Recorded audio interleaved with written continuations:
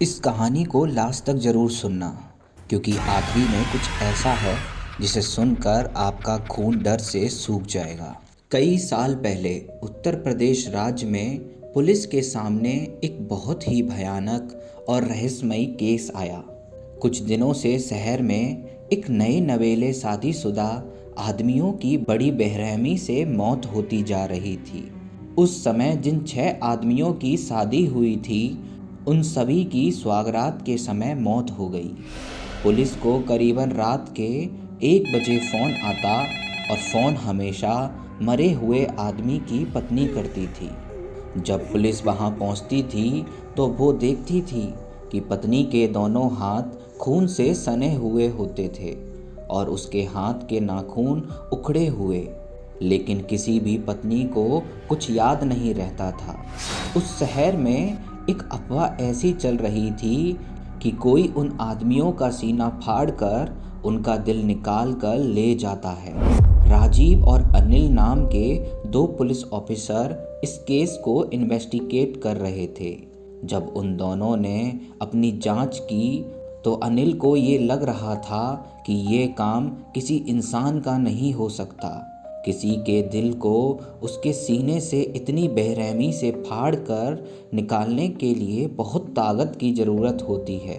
6 लड़कियां अपने पतियों को शादी की रात इस तरह मारें, इस पर यकीन कर पाना थोड़ा मुश्किल था, पर वो दोनों इस बात से श्योर थे कि दिल निकालने का काम तो ज़रूर उन लड़कियों से ही करवाया जा रहा था, क्योंकि उन लड़कियों के नाखून हमेशा टूटे हुए होते थे और उनके हाथ खून से सने मिलते थे। अनिल ने राजीव से कहा कि शायद इन सब के पीछे वाकई कोई बहुत भयानक आत्मा है जो उन लड़कियों के अंदर आकर ये सब काम करवाती है। इत्तेफाक से राजीव की शादी भी इस महीने की आखिरी तारीख को पड़ रही थी। उसने सोचा कि वो अपनी शादी की रात सावधानी बरतते हुए इस केस को सुलझाने की कोशिश करेगा। राजीव की शादी का दिन आया और सब कुशल मंगल चल रहा था, मगर फिर सुहाग रात का वक्त आ गया। राजीव को पता था कि अगर ये काम किसी आत्मा का है और वो आत्मा उसकी पत्नी में आ गई तो वो उसे काबू नहीं कर पाएगा। इसलिए वो अपने साथ अपनी हथकड़ी भी ले आया था और उस रात वही हुआ। उसकी पत्नी रेखा का रंग अचानक से काला पड़ गया।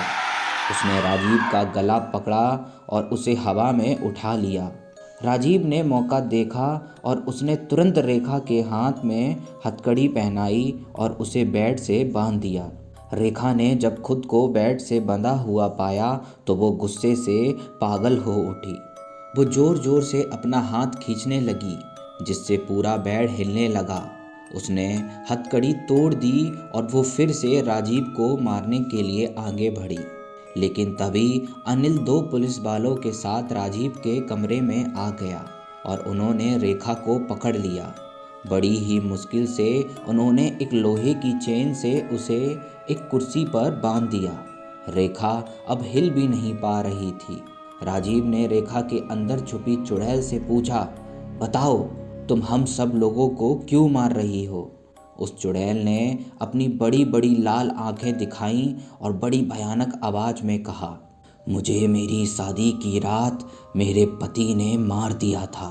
उसे दहेज चाहिए था और मेरा परिवार उसे वो दे नहीं सका, इसीलिए उसने मुझे मारकर मेरा दिल निकाल कर एक अमीर आदमी को बेच दिया और उसने मेरा शरीर अपने घर के पीछे वाले बगीचे में दफना दिया।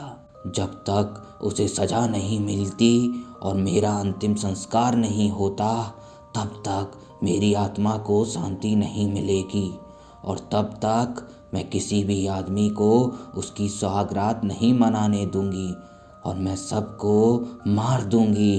राजीव ने उससे कहा कि वो उसको इंसाफ दिलाएगा। उसने उस औरत के पति का नाम पूछा, लेकिन जैसे ही उस औरत ने अपने पति का नाम लिया, राजीव बुरी तरह चौंक उठा। वो बहुत ज़ोर से चिल्लाई, अनिल, अनिल नाम है उसका। तभी अनिल ने अपनी पिस्टल को निकाला और राजीव पे तान दिया। अनिल ने सबको बताया था कि उसकी पत्नी महीने भर से अपने मायके गई है, लेकिन सच तो ये था कि उसने उसे मारकर अपने घर के पीछे दफना दिया था। अनिल राजीव पर गोली चलाने ही वाला था कि उस औरत ने उस लोहे की चैन को तोड़ दिया और अनिल का गला पकड़कर उसे हवा में उठा लिया। अनिल बेहोश होकर नीचे गिर गया और उस औरत ने अनिल के सीने को फाड़ दिया और वो वहीं बेहोश हो गई और बेहोश होते ही वो रेखा के रूप में वापस आ गई। अगले दिन राजीव ने अनिल के घर के पीछे खुदाई करवाई तो उसे उसकी पत्नी की लाश मिली। उसने उसका अंतिम संस्कार करवाया। उस दिन के बाद शहर में हालात पहले जैसे ही हो गए, लेकिन राजीव अपनी सौगात शायद ही कभी भूल पाएगा। आपको ये कहानी कैसी लगी कमेंट में ज़रूर बताना, और हाँ, हमारे प्यारे चैनल द ब्रूटल टॉक्स को सब्सक्राइब ज़रूर कर लेना, क्योंकि हम हर संडे को ऐसी ही हॉरर स्टोरी लाते हैं जो आपका दिल दहला के रखते हैं।